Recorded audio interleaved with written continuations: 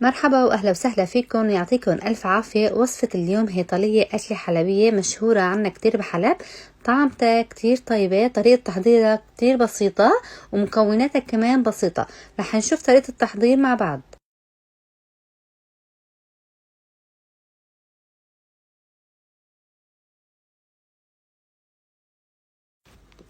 رح ضيف 2 لتر ونص حليب، يعني 2 كيلو ونص حليب. هي اول لتر انا ضفته، ورح ضيف تاني لتر،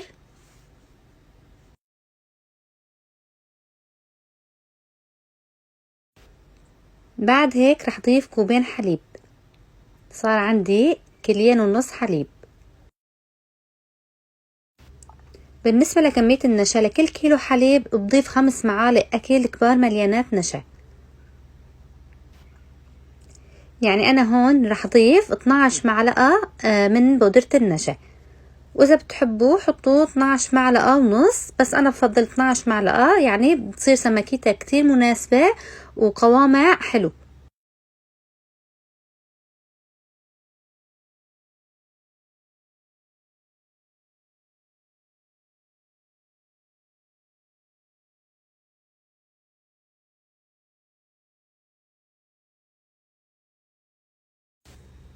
من بعد ما ضفت النشا رح بلش حرك حتى يدوب عندي النشا كتير منيح، يعني ما لازم نشغل النار تحت الحليب لوقت ما نتأكد انه النشا عنا داب، حتى ما يكبتل معنا الحليب ويطلع فيه حبيبات.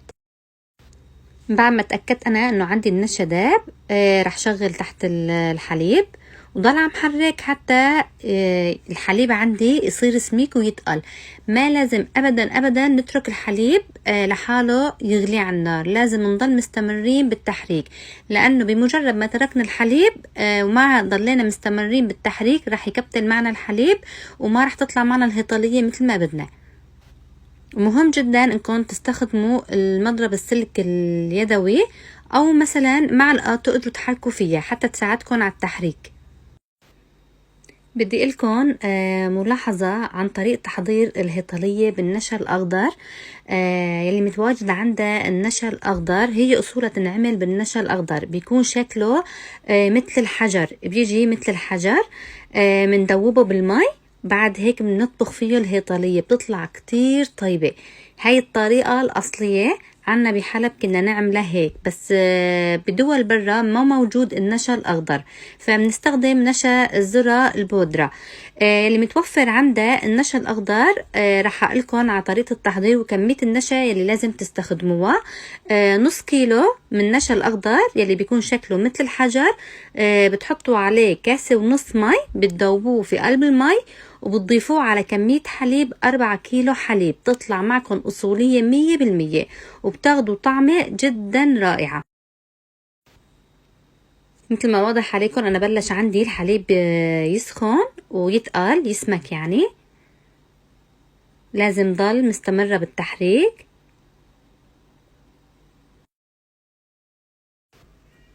بدي لكم ملاحظة انه طريقة تحضير الهيطلية ما بتحتاج ابدا سكر.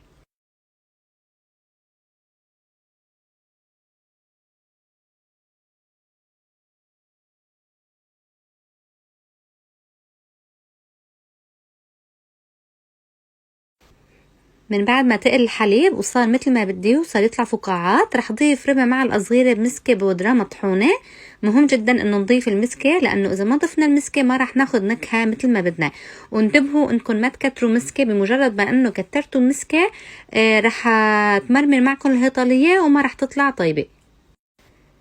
بخصوص المسكة، في كتير منكم عم يسألوني شو هي المسكة. المسكة عبارة عن حجر ناعم بيكون لونه أصفر شفاف، منجيبها أوقات مطحونة، أوقات منجيبها حجر ناعم ونحن بنطحنه بالبيت، يعني بنطحنه مع شوية سكر، سكر بودرة أو سكر عادي، بنطحنه حتى تصير عنا بودرة ونقدر إنه نستخدمه. تقريبا انا عندي صارت جاهزة، بس بدي عيفها تقريبا يعني 5 دقايق حتى شم انه الحليب عم يتشوط. لازم انه نشوط الحليب حتى ناخد نكهة اطيب، وبنفس الوقت ما نستطعم ابدا بنكهة النشا. وبمجرد ما انكم شميتوا ريحة شوط الحليب طلعت، بتطفوا عليها.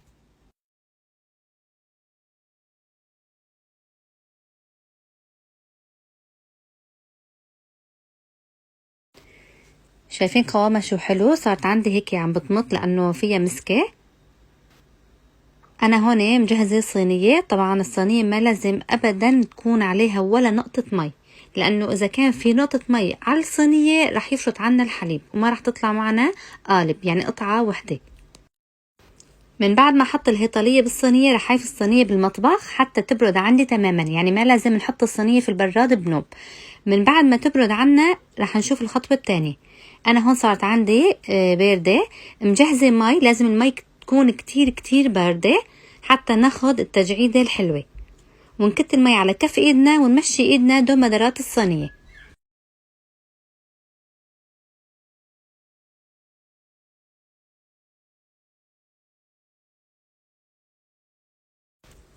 مثل ما واضح عليكم، بمجرد ما انه كت المي فورا راح تبلش تجعد، لانه انا استخدمت مي باردة. من بعد ما كت عليها المي رح احطها في البراد حوالي 3 ساعات اقل شي حتى تجعد اكتر، لانه كل ما اخذت برودة اكتر بتجعد وبيطلع شكلها احلى.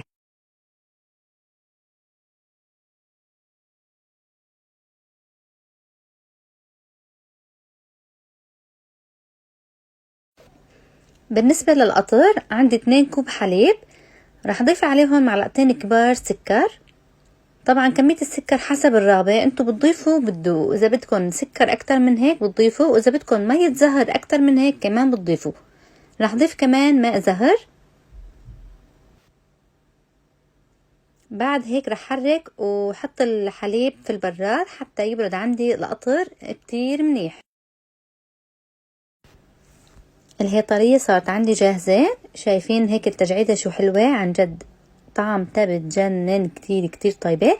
رح اقطعها قدامكم ورح فرجيكم قوامها كيف لازم يكون. ما لازم يكون ابدا قوامها قاسي، يعني لازم تكون كتير خفيفة. اذا طلع معكم قوامها قاسي بيكون النشا كتير معكم. شايفين قوامها شو حلو؟ لازم تطلع معكم قطعة واحدة وبنفس الوقت تكون خفيفة.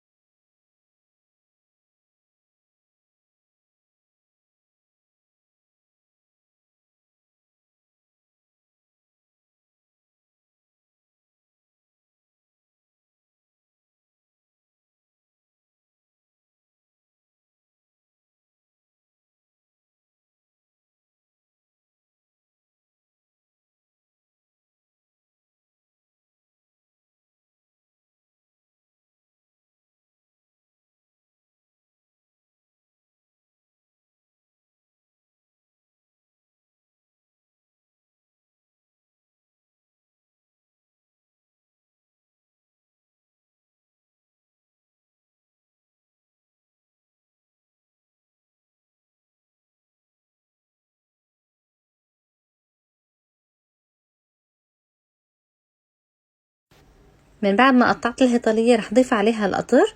طبعا القطر لازم يكون بارد مثل ما قلت لكم. بعدين رح ضيف عليها البوظة، لانه ما بصير نقدمها بدون ما نحط عليها بوظة. وطبعا لازم تكون بوظة بالحليب، ما لازم تكون مثلا بالشوكولا او باي طعمة او باي نكهة تانية، حصرا بالحليب.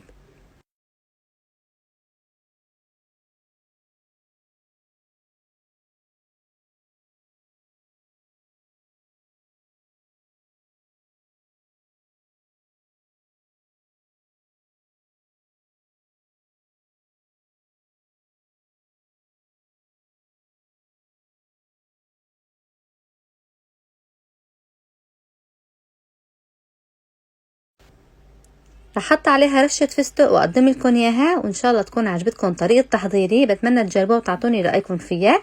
اذا عجبتكم طريقة تحضيري لا تنسوا تحطوا لي لايك وتشتركوا بقناتي مطبخ هبة نحاس الحلبي وتفعلوا زر الجرس حتى يوصلكم كل شي جديد. يا ميت اهلا وسهلا فيكم، نورتوني. بشوفكم بوصفة جديدة وباي باي.